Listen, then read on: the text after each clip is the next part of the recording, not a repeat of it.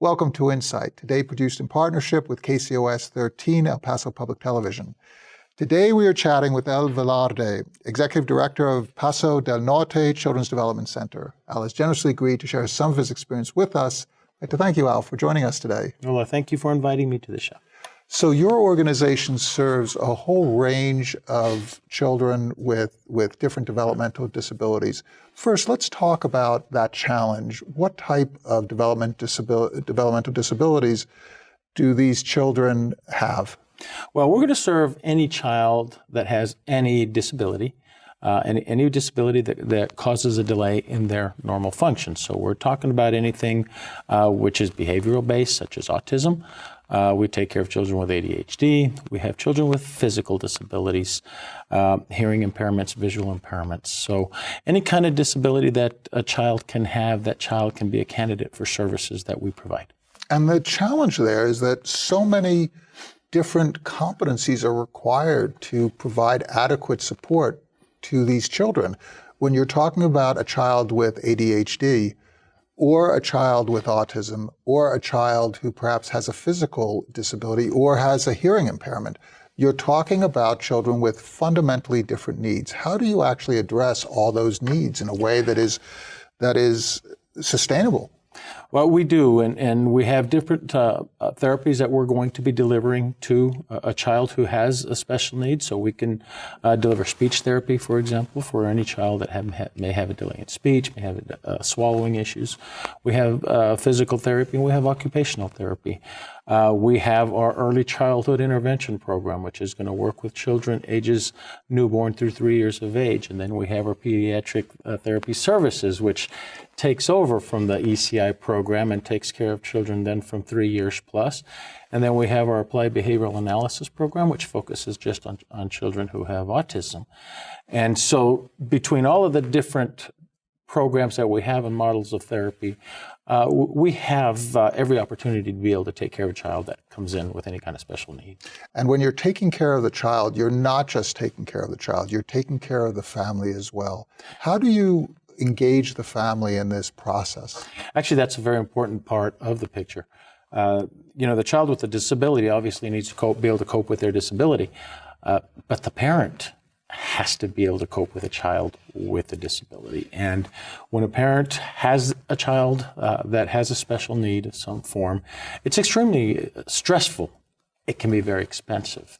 And all of this coming together makes it very difficult often for a family. And so what we want to make sure is that we have services available not only to serve the child, but also programs that help the parents as well. So, for example, we have our CRC program, Community Resource Program. We're able to provide supportive services to parents. So we have and siblings, actually. So we have a sibling program, for example, that works with siblings of children with special need to help them understand their brothers and sisters' special condition. We have a parent training academy where we're able to bring together parents who have their children with special needs, and they come together as a group, and they're able to talk with each other and learn from each other.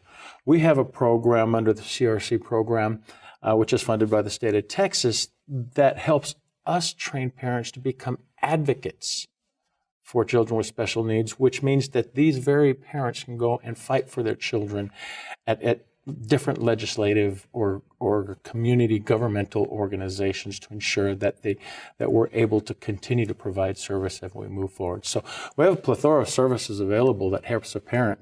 And then on top of that, we also have an inclusive child care program at our facility where we're able to take care of children, not only the child with special needs, but a child that doesn't have disabilities. And very popular program in El Paso, a lot of parents are utilizing it. But all of it is really, the purpose is to help support the child, but to support the child, we have to support the family. Really, the organization that you're creating has so many different aspects to it. Talk about how you got into this particular field, because there's no training for this kind of complexity. How did you end up in the position that you're in, where you're trying to manage the complexity that you are? Well, I got to admit, I kind of just fell into it.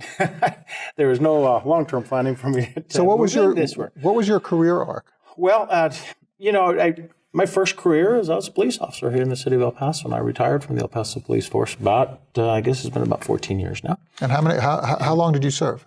21 years. So you got to know the community very intimately from a law enforcement perspective. Absolutely. Absolutely. And, when you're a police officer, you're working in the streets, you're dealing with issues and problems that people have at the point that they occur. And our responsibility in law enforcement is to be able to go in there and be able to mitigate that. The end goal is always to preserve peace at that point in time with that situation. And so it's reactive many times. It's situation. Obviously, we want to be proactive at that point. But this is what we do as police officers in the streets. We're preserving peace. What have you learned from your staff now coming into this less familiar environment where you're running an organization, but there are experts who have been doing this for a long time and they have knowledge that you don't? What have you learned? Well, and what I've learned, and I've learned this a long time ago, that my strength is that of a leader. I'm not the therapist. I am not the case manager. You're not the subject matter expert. I'm not on the ground floor doing the work. And so what really I think has resonated with my staff is that from day one that I walked in the door, I said, you're the expert. You know your job. My responsibility to you is to listen to what you need and to help bring forth the resources that you need for you to get your job done. So you're trying to make their job as easy as it can possibly be with an environment that allows them to execute their expertise. Absolutely. And because I'm not the therapist. And I will say that just a couple of weeks ago, I had the opportunity for the first time to go out with one of our therapists with our ECI program. And we do the therapies in the family home when we do those therapies with ECI. And that was the first time I had an opportunity to go see what it is they were doing. And number one, I was just truly amazed with the work that was happening and how our therapists worked with the child. Number two, I sat and I watched, and I just to be able to see the therapy taking place, I learned more in that half a day that I spent with that one therapist than probably the entire time that I've been an administrator with this program doing what I already know. And so that was extremely valuable to me. I think my staff is very happy that I'm opening myself up to that I'm learning from them, because that is what it's about. It's not about them learning from me. It's about me learning from my staff. Talk about the scale of the organization, your physical facilities, and your infrastructure. Well, our organization has approximately 120 staff members. And how many people do you serve annually? Throughout all of the different programs, over 6,000. Over 6,000. So you have 120, did you say? Mm-hmm. 6,000 people served annually. Through different programs. And the majority of the staff that we have are therapists. We have a large therapy staff. And then followed behind that are going to be our social workers and case managers. And then through our child care program, we have our child care attendants. That's the only area where we have part-time staff. And so that's part-time and full-time staff who take care of the children. And then otherwise, it's just people who are there to help those experts do their job. Be administrators, or front office, or billers, or billing team, or accounting team, so forth and so on. So it's a fairly large organization for a small nonprofit, shall I say, and a lot of work that has to go into it in order to be able to see the end outcomes that we're looking for. But I'm very proud that we operate really very efficiently. What is your funding stream like? We have varied funding. We have grant funding that's supportive of our therapy programs. Our primary payer is going to be Medicaid. Mm-hmm. As a nonprofit, our mission really is to serve the low-income families. So we really reach out to low-income families who do not have access to the therapies in the private world, in private practice. But we do take a payer mix as well, so we accept private insurance for those therapies.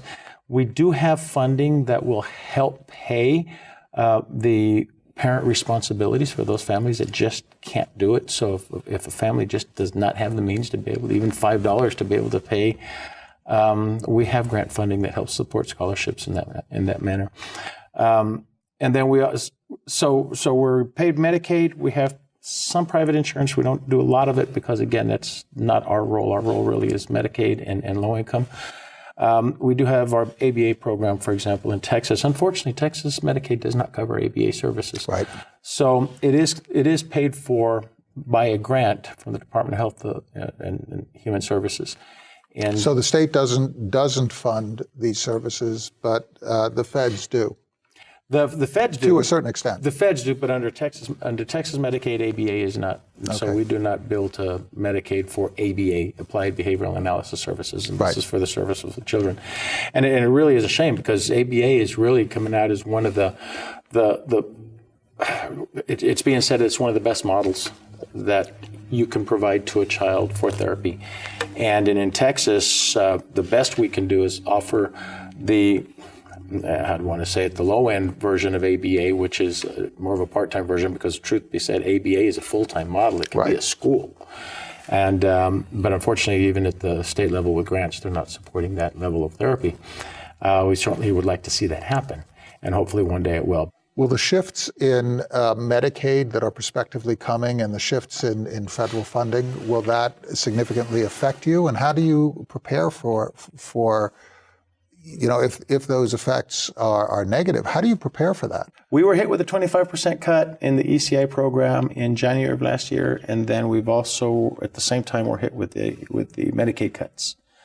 When they cut back with Medicaid, what they're doing is they're rewriting the rules basically in how you qualify somebody to be eligible. And so they narrow it. So that result means fewer children will be able to meet the qualifications to receive funding for the program. Our role is to recognize, and the planning that we're doing is our agency has not had to do a lot of fundraising in the past. I today have a job announcement out for a fund development officer because we're going to have to significantly increase the ability to raise our own local dollars. In order to be able to meet the needs of our local community. The last thing that we want to see happen is that we have to cut back the number of kids that we serve. And the return on investment is a child who is happier, a family that is happier, a community that works better together, a society that is taking care of its own. Velarde, thank you so much for sharing the work of Paso del Norte Children's Development Center. And thank you so much for your insights. Mark, thank you so much for inviting me.